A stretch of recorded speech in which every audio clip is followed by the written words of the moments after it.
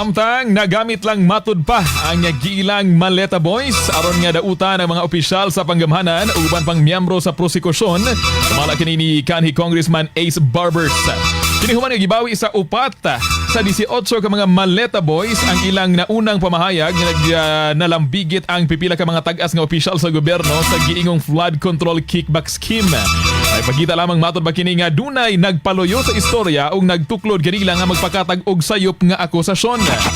Sumala man ni Barbers nga mas gipaligo niini ang kredibilidad sa prosekusyon sanglit giingong migawas nga pangdaot lamang sa impeachment process ang mga aligasyon. Nag-uusap siya nga posibleng konsensya ug wala natuman nga saad ang nagtuklod sa upat nga bawion ang ilang mga pamahayag. Samtang naglaom sab si Barbers nga mas daghan pang nalambigit ang manugan sa kamatuoran aron nga mapatubag ang mga nagpaloyo sa giingog pagpangdaot.